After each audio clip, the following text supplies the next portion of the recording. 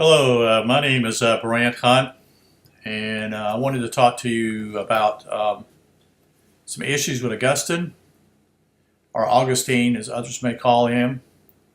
And what I'm going to do is give you some reference from this particular book, Heresies by Harold O.J. Brown, who's a professor at Reformed Theological Seminary in Charlotte, North Carolina, when I went there for a brief time in the early 2000, I think it was, or 2001.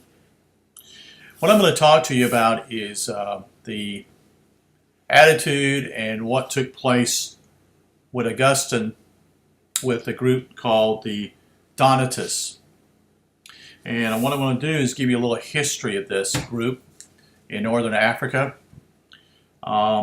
The Donatists were under, their church was under enormous pressure, and there was persecution that took place at that time, probably in 311 is what I understand, time period.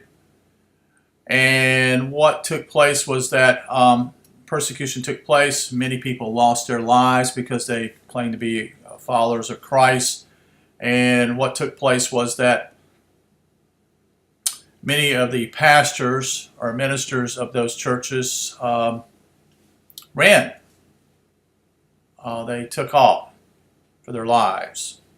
So they didn't. They were not martyrs. They ran. And so the problem was, once the persecution was over, the Donatists were wanting to meet again, and started. And they had a problem with those who came back. Those that were ministers who ran were back into these churches. And what they did was simply is that the problem was simply the infant baptism that took place, they felt was void since the pastors ran. So this is how this all started, part of it. And the church, this is all to do with the Catholic Church.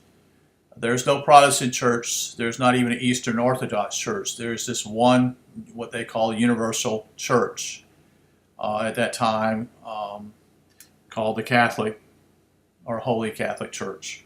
So what I'm going to do is read word from word from this book on page 199 about the Donatists and what took place. Okay? Despite pressure on the Donatists by both church and state, they survived in North Africa until the advent of Islam. So there's eventually the pressure from Islamic. Their strength, however, was broken at the disputation of Chartres in 411, where Augustine himself was the chief adversary and successfully demanded that the power of the state be used against them. Okay, let's understand here something here, folks. The state is going to be used in a church issue. Okay? So, follow me now.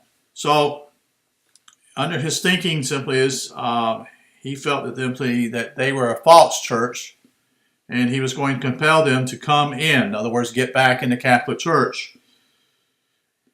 And to base this upon Luke 14:23. Augustine gave ecclesiastic encouragement to the state in its predilection